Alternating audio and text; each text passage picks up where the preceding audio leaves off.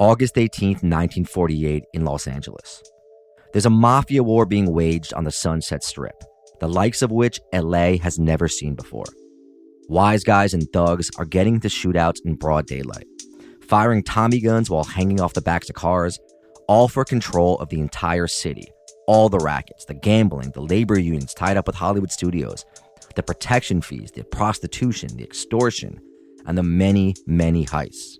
See, LA isn't like New York, Chicago, or even Philly or Cleveland.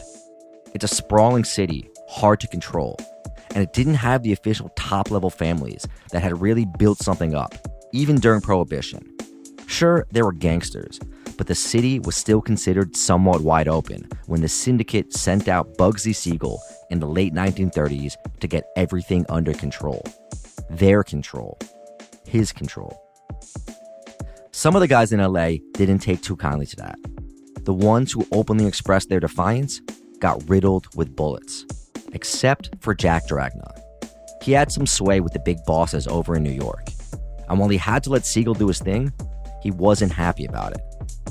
Then, in 1947, Siegel plays around with the syndicate's money a little too much in Vegas and catches a sniper's bullet in the eye while he's sitting in his living room, the Mo Green special.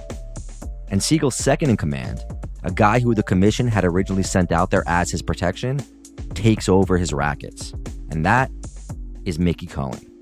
Mickey's short, 5'5", and he's been a hustler since he was literally 6 years old. He was a boxer, he was a wild-haired stick-up kid in his teens, and he's ran every sort of heist and robbery you can think of. But what he really loves is gambling, and women, especially starlets and pinup girls, boxing, horses, expensive clothes, fancy dinners, nightlife, and beating or killing anyone who gets in his way. They call him Hollywood celebrity gangster because he pals around with all the actors, all the stars, Marilyn Monroe, Errol Flynn, the Rat Pack. He's close with Sinatra and Sammy Davis Jr., all the Hollywood moguls, and he even helps Tricky Dick Nixon jumpstart his political career, even though he's not a fan of the guy. Mickey just needs politicians in his pockets, and he has a bunch, as well as high-ranking police officers. Mickey once said of himself, quote, "I was a pretty fair replica of the devil. He killed a bunch of people, and he gets away with it a lot on self-defense. Once saying, I've killed no man in the first place that didn't deserve killing by the standards of our way of life. In all of these, what you would call killings, I had no alternative. It was either my life or their life. You couldn't call these cold-blooded killings." But Dragna's not to be played with. Mickey's operating out of his fancy clothing store, Haberdashery, on Sunset Boulevard, when he hands off some play tickets to Annie Get Your Gun of all plays to one of Dragna's guys. That guy just happened to have tuberculosis recently. Mickey's a really clean guy, so he shakes the guy's hand and then he heads to the bathroom to wash his. When Dragna's guy gets outside the shop, he gives a signal to a hit squad in waiting. One of the members of the hit squad is Frank the Bump Balpancero, one of the most feared hitmen in the country. Him and another guy enter the shop and they blast Mickey's main bodyguard, Hookie Rothman, in the face with a shotgun. Two of Mickey's other shooters are there too, and they get shot, but one of them wrestles a gun away from one of the hitmen, who then both flee. Mickey survives. He'd been in the bathroom the whole time. It's not the only assassination attempt he'll survive. There'll be quite a few more, some even involving World War II explosives, as the war for control of Los Angeles rages on. This is the Underworld Podcast.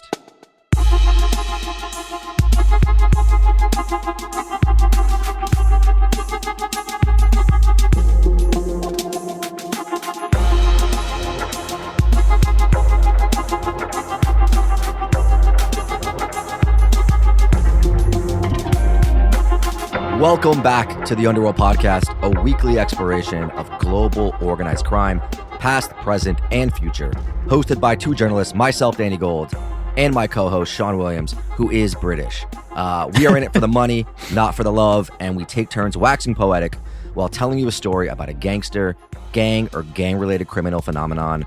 Sometimes we do a little bit of bantering. Some people get mad about that, but it is what it is. You guys got to deal with it. As always, bonus episodes for the low price of $5 a month at patreon.com/the Underworld Podcast, or you can sign up on Spotify or iTunes. It also makes these episodes ad-free. Wait, should we do a banter-free podcast Patreon tier 2? Do you think people would sign up for that? Yeah, would that actually also be good banter, ironically? No, I think it's just no banter. Maybe they'd be. Anyway. That's always been my best position, yeah. You'd also go to underworldpod.com for some pretty legit merch, like a Don't Instagram Your Crimes t-shirt, or email us at theunderworldpodcast@gmail.com for any tips, suggestions, or money-making schemes. Shout out to the guys who have emailed us Caribbean getaways and also potential crypto scams. Both are appreciated. Keep them coming. Help us sell our IP to the Grand Theft Auto guys. I don't know. What else, Sean? Just why, Sean? Why? Yeah, a question I ask myself more and more by the day, Danny. Why? Oh, why?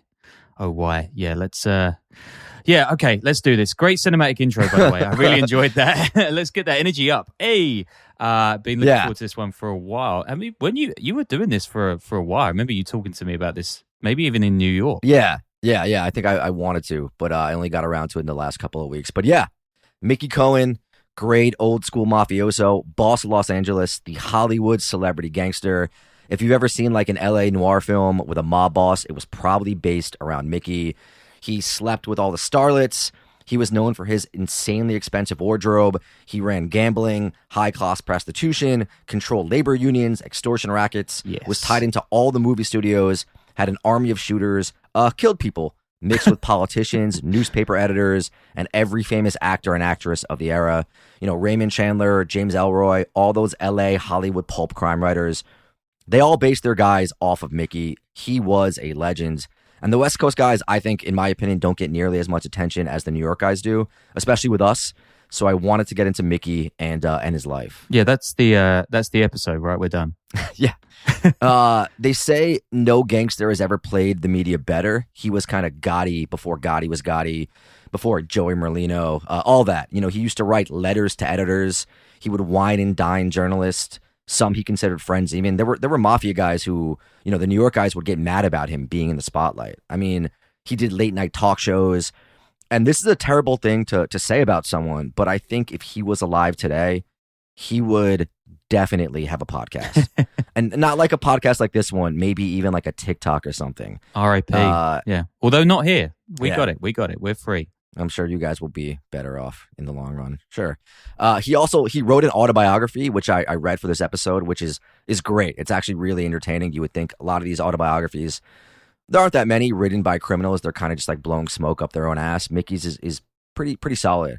I also use Brad Lewis's book about him called Hollywood Celebrity Gangster, which was a bit of a weird one and a bit off, but it's an okay read. Yeah, what was off about it? It's got a lot of that thing that I don't like when journalists do, which is like psychoanalyzing people that you don't know. Oh yeah, that you've never really spoke to, which I think is just kind of like cheap and gimmicky, and it's just weird. It like starts waxing poetic about stuff that I don't think is super relevant or super interesting. But if you've interviewed someone for like 2 hours, right, you can psychoanalyze them all you want. Like then you definitely know what they're all about.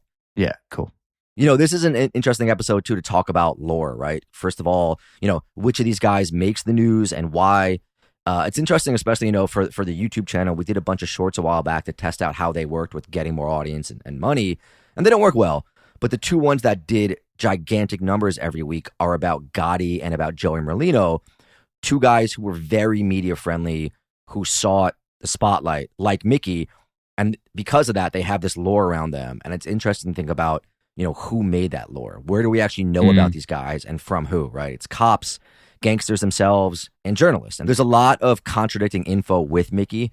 It can be really hard to parse out what's fact, what's fiction, who knows what, especially now when you've got so many people in podcasts and YouTube and social media influencers, people involved in the life, people pretending to be involved in the life, a lot of people telling a different version of the same story, fabricating and all that. When you do what me and Sean do, and you really consult tons of different sources on the same events all over, you really see how fluid it can be sometimes. Yeah, I mean, I guess that's my TED talk on this. Yeah, preach. Are we talking, by the way, about that guy you mentioned, the one who says he's in with the cartels? I think in general, just a lot of people, they're going to take what is conducive for the narrative and what sounds better or what's going to get more attention. And I think we're guilty of that too, especially in headlines. But it gets kind of ridiculous. You throw out superlatives all the time. But anyway, sorry, rambling too long on this. Mickey is born in Brownsville, New York. These days, Brownsville is still the most violent neighborhood in New York City. It's where Mike Tyson came from. It's where MOP came from. A lot of the gnarliest gangs from New York, including Murder Inc., originated from Brownsville. And when Mickey's born there, it's an Eastern European Jewish ghetto, kind of like the Lower East Side. It's full of gangsters and thieves and all sorts of criminals. He's born in either 1911 or 1913, and that Brownsville is just a really violent, fearsome place. It's kind of full of that early 1900s New York, gangs in New York poverty. Even though that movie was based on the Bowery, it's still like, just vicious tenement buildings, everyone striving for what they can get. Yeah. His dad works in the smoked fish business. He dies when Mickey's a baby, and his mother, who's a Ukrainian Jewish immigrant from Kiev, she takes on raising 6 kids.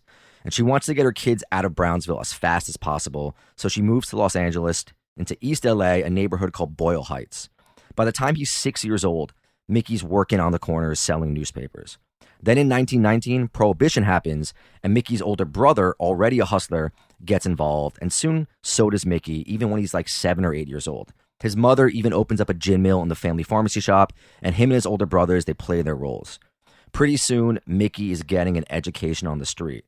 He's hanging with bootleggers and numbers runners. He's still hawking his newspapers, fighting other kids for the prime corners, and even running a dice game for some of the other newsboys. I mean, this kid is a savant. He's clearly going places in the criminal world. He also gets handy with his fist, which, even though he ends up being like a small guy, maybe 5'5", is going to be his calling card. Also, Sean, you're gonna love this. He befriends a city editor for one of the LA papers so he can sleep in the office to get the early editions to sell. But he also has to help the guy sober up a bunch and find his way back to his desk, and that's sort of how they become friends. And this is sort of like how he comes to understand the power of the media and media for him and media about him, Yeah, I do love that, actually. Also, that all journalists are drunk all of the time, which is true. So by the time he's in his teens, he's hustling, he's transporting booze, he's running numbers. He's still a kid. He's just even doing like little heists, robbing candy stores, ending up in reform school for periods. He's running with a crew of Mexicans, Jews, and Italians from that neighborhood. They're getting pinched here and there and sent to these reformatory schools and like juvenile detention centers. By the time he's 12 or 13, he's boxing in illegal underground fights. At 15, he moves to Cleveland to get serious about boxing. God, imagine having to move to Cleveland, man.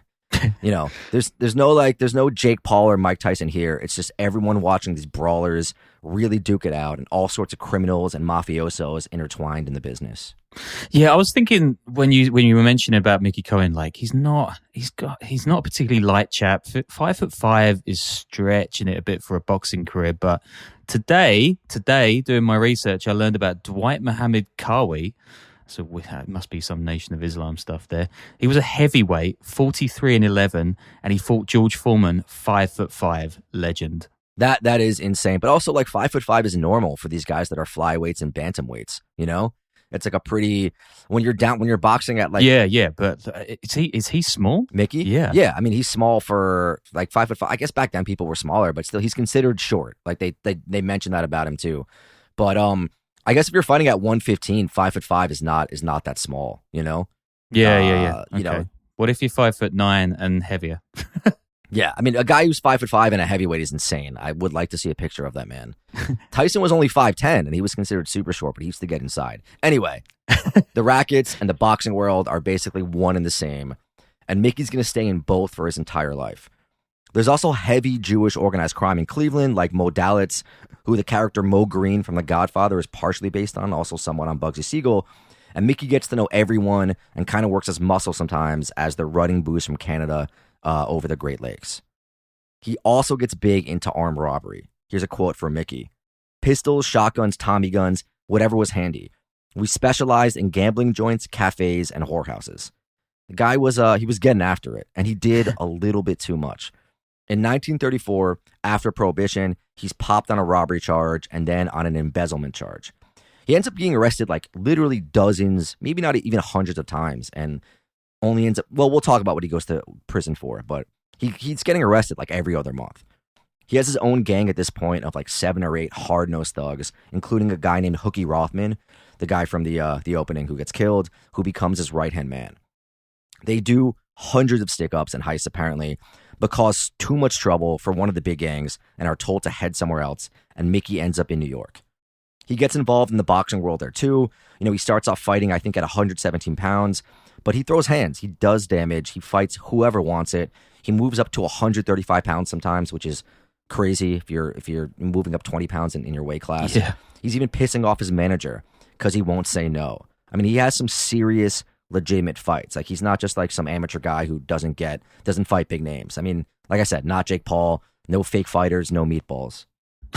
Yeah, coming for Jake Paul today, which is the good and correct take. I just want him to fight one fighter in his weight class that's like a 200th ranked prospect, Like just fight one real fighter close to your age, close to your weight class. I'm not even saying top 100. Fight a 200th Yeah, just ranked find fighter. some guy in like Central America, fighting out of a gym and get him in the ring. You're not going to find a heavyweight in Central America. I'm just saying go to any gym in New York. You'll find a pro. I know a few. Anyway, he gets in good with the New York mob guys, including infamous hitman Oni the Killer Madden, who served as a mentor for a bit. And he really likes Oni. He talks about it in his autobiography a lot. And New York is really where he learns about the organized part of organized crime. But he's still kind of seen as a liability with a temper, too wild, too play by his own rules, and he gets sent back to Cleveland. Guy keeps getting sent to Cleveland. What's going on? He continued. No offense to Cleveland, we just gotta cheer for Cleveland. There's a bit of offense to Cleveland. Yeah, he continues doing stick-ups. He's kind of under the protection of the Cleveland Syndicate, led by Modellitz. But again, he's pissing people off, which you're starting to see the pattern there. Now he gets moved to Chicago. In Chicago, he keeps robbing while also serving as protection for some gambling operations and gets a really violent reputation. He's working for a gambling boss there when 3 guys show up outside the establishment and pull out guns. Mickey shoots first, ends up killing 2 of them, and he actually gets arrested on the murder. He gets let go on self-defense, and also because everyone else was in on the take and he could claim the self-defense really easily. Because of this incident, he says he gets the attention of one Al Capone, who tells him to knock it off and that he should shut down his own dice game, but they kind of like each other. Mickey refuses to back down. Shortly afterwards, he's standing outside one of his joints when a guy comes by with a Tommy gun and sprays a bunch of shots at him. He's untouched, but pissed that he ruined his fancy camel hair coat. I mean, how'd you miss a guy from point blank with a submachine gun? That's some Jake Paul shit. I mean, you're on the move, dude. Have you ever fired, try to hit a target from 50 yards out with a non-zeroed in gun? I have never done a drive-by, no. That's a good point. But yeah, I imagine it's a little harder than it seems. Capone, like we said, he ends up liking Mickey. Mickey claims he admires his fearlessness and takes him in a bit. And that's according to some sources, including Mickey. Others have said that Mickey never met Capone and that Capone was locked up the whole time that Mickey was in Chicago. And, the thing about gangsters and gang members are they all just kind of lie. Not all, but most are dishonest. Like, it goes with the territory. People want to blow up headlines. They want to make themselves look. They're not reliable narrators or autobiographers. So the stuff with Mickey, he even knows at this point. Brad Lewis, who wrote the biography of Mick, he spends a lot of time talking about how there will be 4 versions of every major event of Mickey's life. One told by Mickey, one told by a journalist, another by a different journalist, and another by the FBI. Okay. Mickey, still causing chaos in Chicago, at one point apparently beats to death a hitman who went after him. He also spends some brief time in Detroit. Soon enough, though, he gets a call from Meyer Lansky, who at that point was part of the Commission, or the Syndicate. That's the major national mob-controlling group that they had formed up in the early 30s. We've mentioned them plenty of times. It's when, all the powerful mobsters got together, led by Lucky Luciano, and made a company board to make all the big decisions. At this point, they're planning to send infamous mob boss Benny Bugsy Siegel out west to Los Angeles to set up shop there, and they want Mickey there sort of as his protection, not just for him, but also to kind of keep an eye on Bugsy. And this is either 1937 or 1939, depending on who you ask, and Mickey was already either back in LA briefly or sent back there for the sole purpose of working with Bugsy. Bugsy, we don't have to go into too much detail here. One of the most infamous old school mobsters of all time, founding member of Murder Inc., New York mob royalty. He takes Mickey on as his bodyguard, runner and gunner, second in command. The West Coast is wide open. The big Hollywood studios are ramping up and the movie business is starting to bring in big money. There's also a ton of gambling, drugs from Mexico. Law enforcement is inept compared to New York and Chicago. It is the Wild West. And the Commission, They appoint Bugsy as the guy to bring it all under control and see what he can do. Of course, there's already some operators out there. They're not going to stand a chance versus the commission.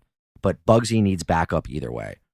He actually has a meeting with all the top guys in LA, and he basically says, like, I'm in charge now. You're all going to answer to me and kick up to me. One prominent mobster disagrees. He's promptly shot 3 times, survives, defiantly reopens his nightclubs, and then is shot again a dozen times, does not survive. They're called Murder Inc. for a reason. I mean, they're only 1 for 1 on that hit. And bullet-wise, they're only 1 for 15. So, yeah, I don't know. Yeah, 1 for 2. I get it. I get what you're saying. 1 for 2. Cohen's already sort of, established himself as this operator and enforcer in the underworld. Now he's helping Bugsy manage the day-to-day operations and ensuring compliance from all the rivals and the subordinates. Still, he doesn't exactly love taking orders from Siegel, and he keeps doing his own sort of independent thing with stick-ups and heists for a while. But working under Siegel allows Cohen to learn from one of the most innovative minds in organized crime.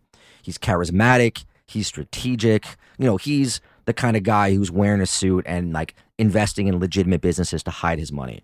And he's going to leave a lasting impression on Mickey, who starts to pick up on some of his maneuvers, like the mixing of the legitimate and illegitimate businesses, understanding PR, the sort of glamour of it all, and getting respect not just through power, but through charm. We're talking like 1939 here.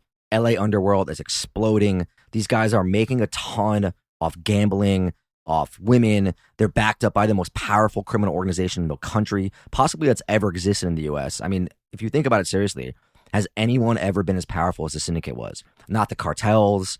Oh, wait, Sean, what about those crooks in Congress? Oh, beautiful setup. Execution, good.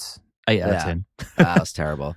LA is also just like wild with nightlife, cabarets. Mickey's out every night. He's dressing well. He's schmoozing with everyone. He's got 5 different women on his arm every night, just really living the life. Him and Bugsy are like Hollywood's infamous gangsters. They're out all over. Mickey's still robbing and doing heists, running gambling ops and handling stuff for Bugsy. Their main competition, who's actually in good with the syndicate but still kind of under Bugsy, is a Sicilian mustache Pete by the name of Jack Dragna, who is no slouch himself.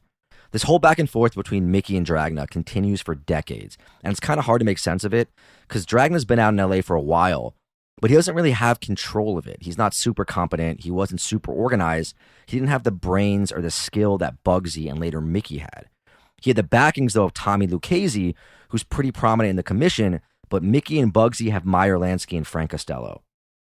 Dragna and Mickey, they kind of go back and forth for a while. I guess the commission respects them both, but it's hard to understand because they're both actively trying to kill each other at times, which the commission was supposed to solve. I guess it's because they had different backers. And the book by Lewis claims this is sort of a battle between Jewish and Italian mob factions, but they were both so intertwined, not just in Mickey's gangs, like Jews and Italians, but also in the commission. So I don't really know how much sense that makes. Mickey and Bugsy soon get involved with the Hollywood moguls, Jack Warner, Louis B. Mayer, the guys who really build up the first big studios. They set up an insurance business, they get control of all the unions, they do all the extras casting, and basically charge big protection fees. In New York, like it's manufacturing, then construction. In LA, it's making movies. And they get real intertwined in Hollywood business. I mean, I know LA Confidential was set after the war. I guess we're going to come to that as well later on, but a good excuse to mention. I think I read somewhere that it's the highest rated movie of all time on Rotten Tomatoes. I suppose that's going to be weighted a bit from like Soviet or Japanese cinema or whatever, but still incredible movie. And now I'm reminded of it. I'm definitely going to watch it. Maybe tonight, maybe next week after I've finished piling through Severance anyway. I just watched The Offer, which is about the making of The Godfather. And there's a little bit in LA. Mickey Cohen's actually in it briefly, which is weird because I think, he was kind of, not really super active by that time. It also does a lot of stuff with like New York and the mob, making movies in New York. It's a great movie. I mean, it's really, really worth a watch. Mickey and Bugsy also get involved in trying to take control of the race wire, which was a massive thing in gambling back then. You couldn't there are no apps, right? You couldn't make a parlay while on the toilet and then find out you lost a leg already while still on the toilet. I mean, remember when you used to be able to do a poo without your phone? Remember that? No. That's the opening line of my new stand-up show, by the way. So the race wire is essentially a private network of telegraph and telephone lines that connects racetracks to bookies across the country. Before there was, widespread television or instant communication, You had to get those race results as fast as possible, and it was a real logistical challenge.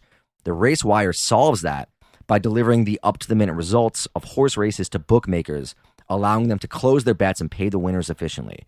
This real-time sort of flow of the information, it gives the bookies the edge over competitors who, are using slower, sort of less reliable methods of obtaining the race results. Legitimate businesses, they operate some of the race wires, but organized crime quickly sees the potential and takes over many of these systems. And the mob uses the race wire not only to control gambling operations, but also as a tool for extortion. Bookies who want access to the race wire, they have to pay a big fee. And this kind of gives the guys who control it a steady stream of income for the syndicate controlling it. It's like Bloomberg Terminal for scumbags. By monopolizing access to the race results, the mobsters can kind of dictate to the independent bookies, what the odds are going to be and who's in charge and who gets paid. And for Mickey, this is a big part of building out the West Coast empire. Same thing with Bugsy. So getting control of these race results is huge for the mobsters. And with Mickey, he's kind of tasked with overseeing all the gambling operations in Los Angeles. He's really got to take control of it, him and Bugsy too. And it allows them to kind of manage a sprawling network of bookies, not just in LA, but kind of all over, while maintaining a high degree of control over this information that's coming out.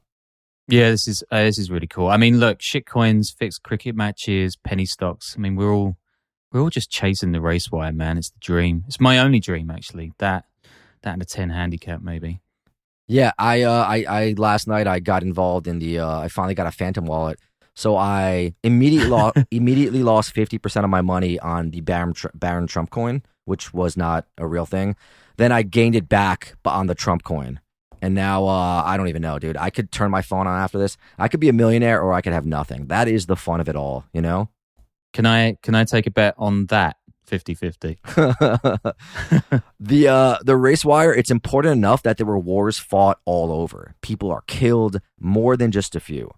Mickey, though, despite hobnobbing with these sort of elites, he continues living out his rep as a wild freelancer. He robs one of Dragna's guys, Johnny Roselli, who we've talked about before. He was involved in the CIA plot to kill Castro with Sam Giancana and Santo Trafficante Jr., so not a minor player. He's also out in LA as sort of like the go-to guy for the Chicago outfit. He's working with Dragna. Mickey also shoots a prominent bookie named Irish Jimmy Fox, who's trying to muscle in on two low-level bookies he knows. He's arrested. He's let go pretty quickly because he's got a lot of cops on the take. Is Johnny Roselli the one who ends up in the trash can? Is that him? You mean he's killed like before? I think he's killed before he's supposed to testify. Like during the right? whole CIA thing. Is that the guy? Yeah, I think he was. I think he was the guy who was found. I think he was supposed to testify or talk to a commission, and then he was killed.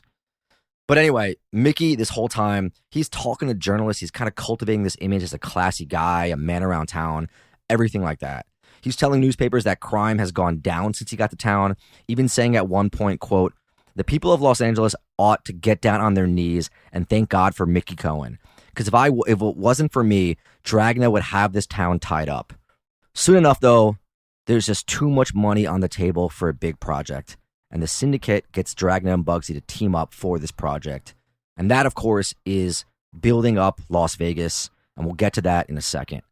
Mickey, meanwhile, is opening up restaurants and nightclubs all down the Sunset Strip. One time he threatens Jackie Gleason for not paying his bill. He's palling around with all these guys, but still getting himself in shootouts and into trouble, making the newspapers. And it's kind of like, these guys love him, all these actors, because he's like a real deal gangster, shooting at people. And he's at the same restaurants and clubs as them, and they're eating it up. One time he actually gets locked up for something small, and when he's in his cell, he recognizes an infamous Nazi and radio host by the name of Robert Noble, who's locked up with one of his cohorts on a sedition charge. Mickey arranges to have them both put in a cell, and then he just beats the crap out of them. And at one point, he talks about in his autobiography, like bouncing their heads off one another. Sean, are you ready for this headline? And the subhead, it's incredible. It's the 1942 Los Angeles Times article. Quote, "This fellow thought Noble had kick coming. Comment about MacArthur in detention tank. Nets former pension leader punt in pants." Beautiful. Not a word wasted. That's poetry, man. A simpler time. I mean, to be fair, it's not as good. It's not as good as Super Cali Go Ballistic Celtic or Atrocious, which is the greatest headline of all time, but nothing is. I don't even want to know. Shout out to our Scottish listeners. Mickey's still he's still a rough guy, but he wants to make these changes. He's trying to blend in. He talks about this in his autobiography, how he realizes that now he's in a different echelon of society and he has to change his ways. He has to get proper. He hires coaches for his diction and his manners. He's trying to be more classy and fit in with all the celebs and high rollers. He moves to Beverly Hills in 1942 and he's palling around with Sammy Davis Jr. and Sinatra and Errol Flynn, Marilyn Monroe. He's dating starlets. It is the golden age of LA mob life. I mean, pin up for all short kings around the world. But I got to jump in here with a sizzling take because I was just in a Zagreb hotel, which was playing him 24/7. But Sinatra, he's just fine, right? He's just okay. He's got a good voice, I guess. He's not the greatest. I mean, these are the kinds of opinions that are too hot for TikTok, Danny. They just won't allow them. I don't know, man. I think with Sinatra too, it was the lifestyle and the Rat Pack and those guys, and Mickey was running around with all of them. So, but yeah, it hits. Good lad. You see enough mob movies, and it really has a. Yeah, I mean, I've been to Yankee Stadium. Yeah. Every now and then, someone tries to kill Mickey. He's dodging Tommy guns firing from guys hanging off the backs of cars. But he's still running the gambling, the extortion rackets, these unions, Hollywood stuff, all while helping Bugsy develop Las Vegas. Here's journalist Peter Noyes, quote, "If you lived in LA in the 40s and you didn't know who Mickey Cohen was, you had to be in a mental institution. He was everyone's ideal of a gangster in this town." Also, we all know about JFK's mob buddies, right? But did you know about Richard Nixon's? In 1945, when Richard Nixon is running to be a congressman in an LA district, he comes to Mickey for help with winning the election. Mickey's quoted as saying that he doesn't like Nixon. He has a bad feeling about him. But Mickey throws in some cash for his campaign and helps him with fundraising because he's always happy to have another politician in his pocket. And he needs it because he's still brawling and killing. His guy, Hookie Rothman, gets into a scrap with these two brothers who are racket guys, and they swear to everyone who will listen they're going to take him and Mickey out. When one of the brothers runs into his office soon after to attack him, Mickey instead kills the guy, and he gets off again on self-defense. This, of course, makes him even more of a star in the city than he already is. It's on the front page of all the newspapers, and now he's starting to get national attention. In 1946, 1947, rival bookmakers and mobsters are getting taken out all over. The LAPD are investigating him. The feds are paying attention. Though this is before Hoover even admits there is a mafia, and the feds kind of see Mickey as a local police matter, so they're paying attention, but they're not really going after him aggressively. Also, did none of these guys serve in the war? Did they not get called up? Because, I mean, even Nixon did.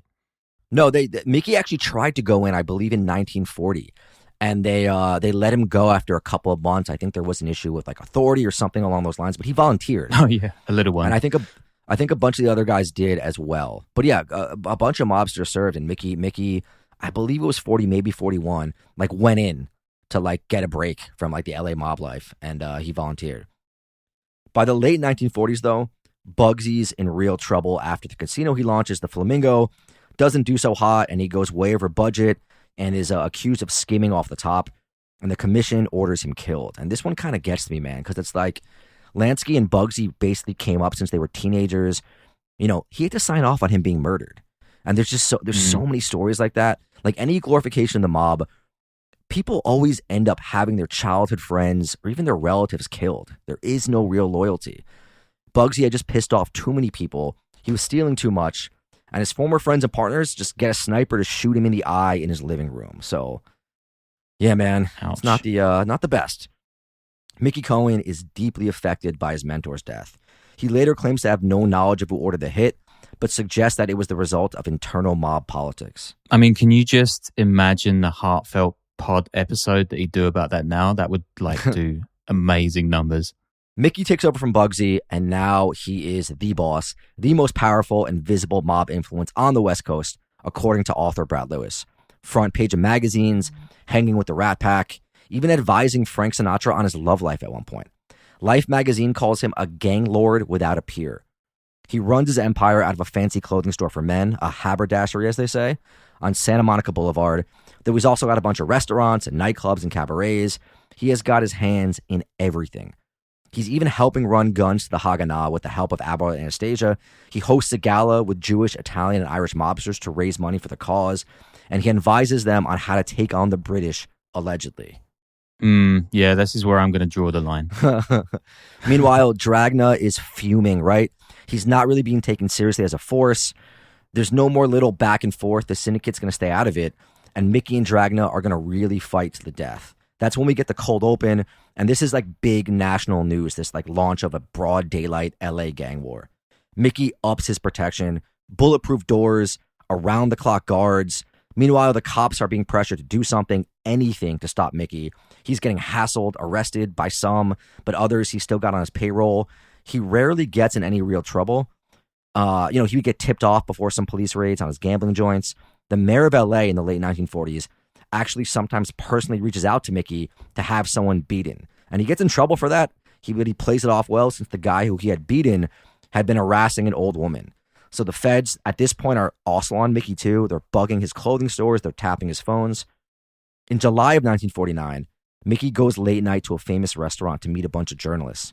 There's a bunch of gangsters with him, even a plainclothes detective whose job it is to tail Mickey. At around 3:30 in the morning, someone just shoots up the entire place. Mickey's hit in the shoulder, a cop gets hit, civilians get hit, some of Mickey's guys. Mickey drives himself to the hospital. There's like 5 other victims, including 1 or 2 who die. An anonymous call comes into the hospital that night saying, "Be on your guard. We're going to come down and get Mickey Cohen." But they actually, I think some people show up, but they're unable to find Mickey and finish him off. Rumors are that Dragna ordered it and that maybe big New York player Frank Costello signed off on it, had okayed it. Though Mickey ends up talking a lot about how much he loved and respected Costello. So I don't really know if Costello would have signed off on that. But there is a media frenzy. I mean, think about it. Hollywood, LA, gangsters and journalists and celebrities at a restaurant together, plainclothes cops there. It's a wild shootout. And you just know the journalist wrote like the most annoyingly dramatic column ever. You know, that like, there I was in the middle of a shootout, the titans of the underworld, whatever. Who the fuck knows? I mean, don't tell me you wouldn't write that one too. Oh, no, I would milk it for years. Yeah. Yeah, years. Dragna keeps trying to kill Mickey. He even tries to blow up his house a few times. In August of 1949, the guys sent to blow up his house accidentally blow up the house across the street. At one point, someone actually plants an M1A1 Bangalore torpedo from World War II, which has a 9-pound explosive under his house, but it never goes off. Wait, who's just running around with a World War II torpedo? Is that something you can buy at the haberdashers or something? I mean, late 1940s, early 1950s, you control the docks, man. You know, I'm sure there's access to all that sort of stuff. At this point, a lot of people in LA are getting pissed off. There's even vigilantes who want to arrest Mickey. Meanwhile, he's still kind of the king. The feds aren't going full strength yet. Apparently, things get so heated that word gets to President Truman, who says that the FBI should not be involved in local matters. Dragna blows up part of Mickey's mansion in Brentwood. He survives something like 12 assassination attempts throughout his career. He goes to trial a bunch. He's always getting off. The press still loves him. And he's got these kind of like Yogi Berra type quotes. Here's one. "If I see a guy a couple of times, the press calls him my henchman. What the hell is a henchman anyway?" Says writer Kerry Williams, quote, "He's a fascinating figure to all sorts of people. Columnists, politicians, movie actors, society figures, and others, who are drawn to him by stories of his power and wealth, his fabulous hospitality, and above all, by the curiosity that people have about a man who moves under the shadow of a death sentence." Things start to change big time for Mickey, though, in 1950, because the country is going to get a lot more serious about organized crime. The Senate Select Committee on Organized Crime and Interstate Commerce is the first most Americans learn of the mafia and how it works. We've talked about it a bunch before, but weeks and weeks of hearings on organized crime and what's happening with it in America. Lots of gangsters mentioned, questioned, called up. 92 days of televised hearings in a row about the mafia in America. It's just wild. Mickey, of course, is there. They go after him hard. They go through his books, his businesses, and they get nothing. At the end of 1950, his lawyer is gunned down outside his house, likely on the orders of Dragna. By the time 1951 rolls around, the authorities are going after Mickey for the old classic, tax evasion. He's charged in April of 1951. By that point, he's pretending he's broke, that he has to sell everything, and he ends up having an auction of personal items, and it's a big enough deal that it's written up in Newsweek. Alas, he's soon convicted of income tax evasion, the first gangster to go down for it in California, a 5-year sentence. He actually gets sent up to Alcatraz, the infamous island prison of San Francisco, and, he does the Goodfellas thing, special food sent in, throws a party for the other inmates, gets visits from William Randolph Hearst and the Reverend Billy Graham. He ends up serving close to 4 years before he's released. Dragna cannot capitalize while he's locked up, so when he gets out, LA is still his for the taking. He's again all over the headlines, more infamous than ever when he rolls back into town. Interestingly, he's so charmed to guard at Alcatraz, the guy follows him to LA, where Mickey gets him a job in insurance. Mickey tells everyone he's done with gambling, he's done with the rackets, but of course, he's soon running everything yet again. The feds and the LAPD now are watching his every move.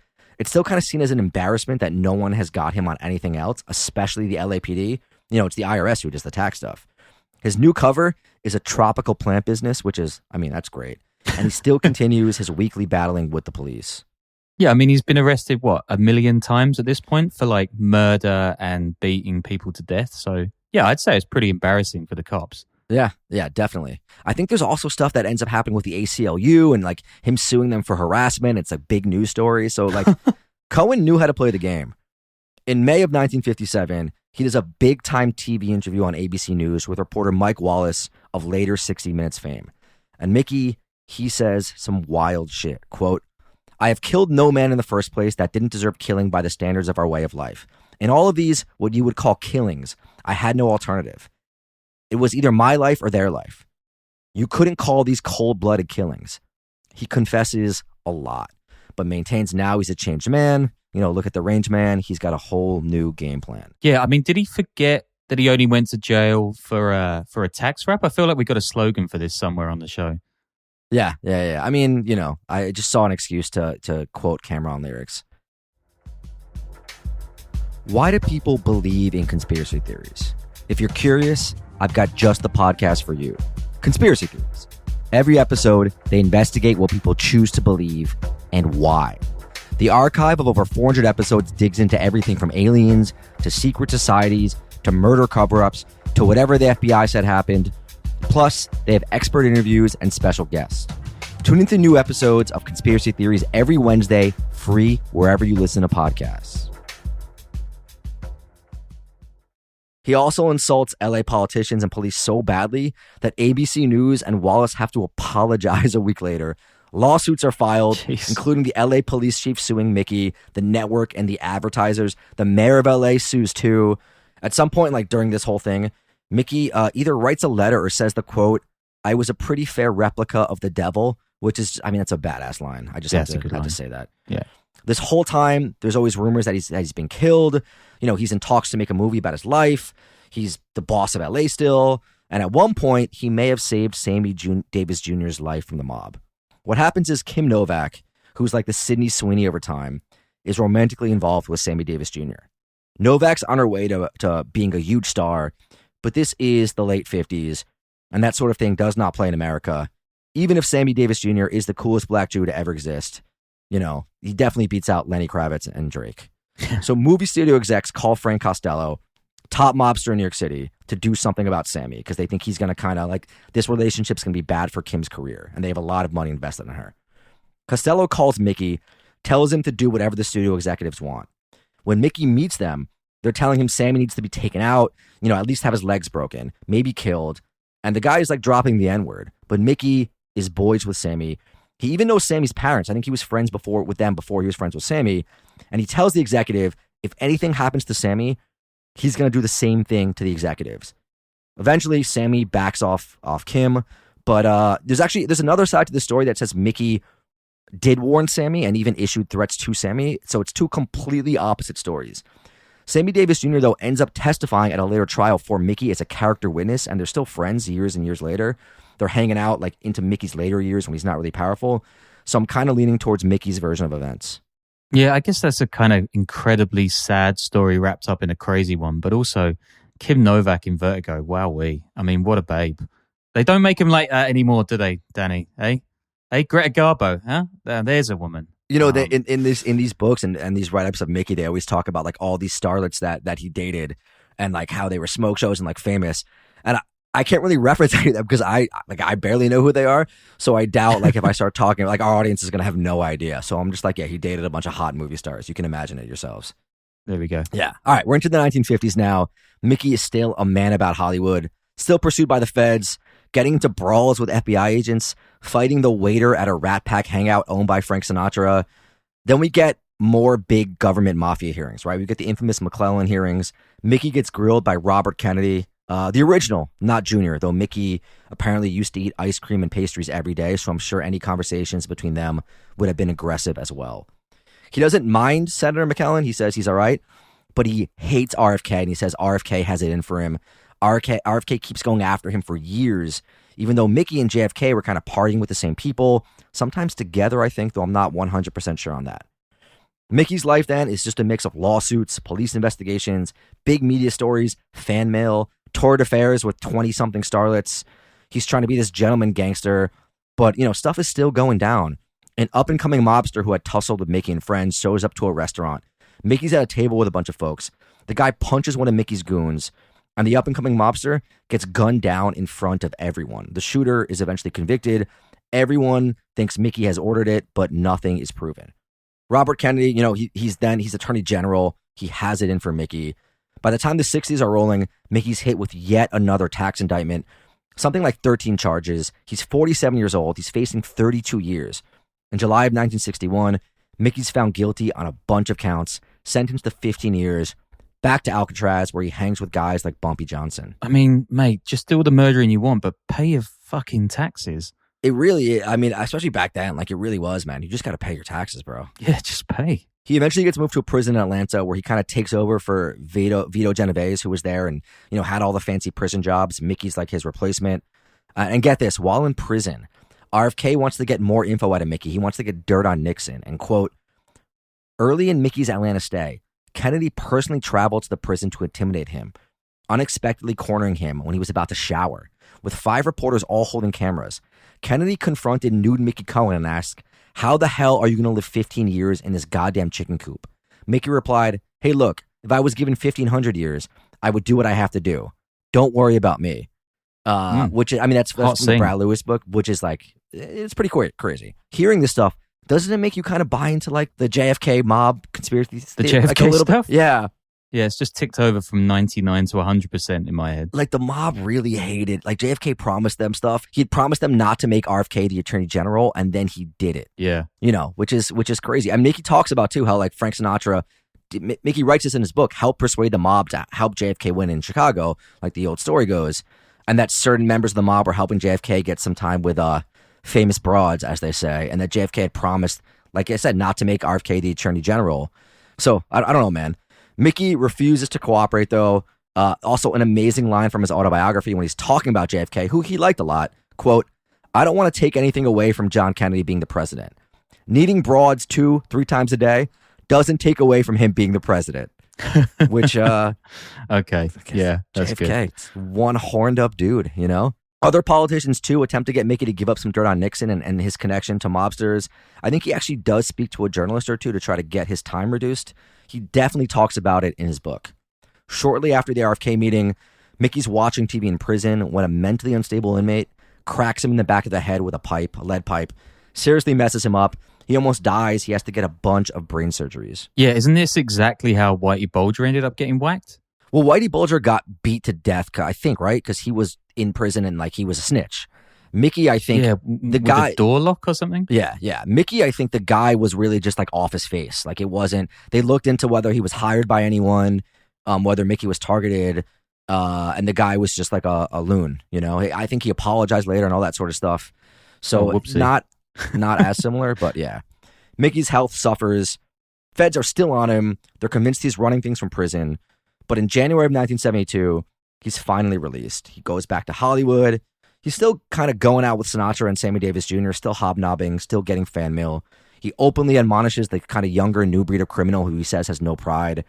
He gets a couple of restaurants going, sees old friends from the biz, goes to clubs and bars, which, is insane. Imagine doing that every night in your 50s or 60s. I don't want to do that now. He does some speaking tours. He works on some Hollywood stuff. He publishes his book. Oh, and when Patricia Hearst is kidnapped by the Symbionese Liberation Army in 1974, the family calls Mickey for help. Legend has it that Mickey, used his contacts and actually located her, but had to back off for a number of reasons. So that's a weird final chapter in his life. He dies of cancer in 1976. Before he dies, I believe he admits to 6 murders, but I think we know of most of them because of the justified killings thing. But didn't he admit to them like, you know, the whole way through his life? But I think he never got admitted to like 4 in the book, maybe 5. I'm not entirely sure, but I definitely saw the number 6 brought up in some later interviews. Yeah, man, it makes me want to watch LA Confidential right now. Yeah, I think I'm going to do that actually, just after I watch some YouTube videos for the next 6 hours about how to improve my golf swing. Yeah. Anyway, guys, thanks for tuning in. So we appreciate you guys sticking through us. Hopefully you did.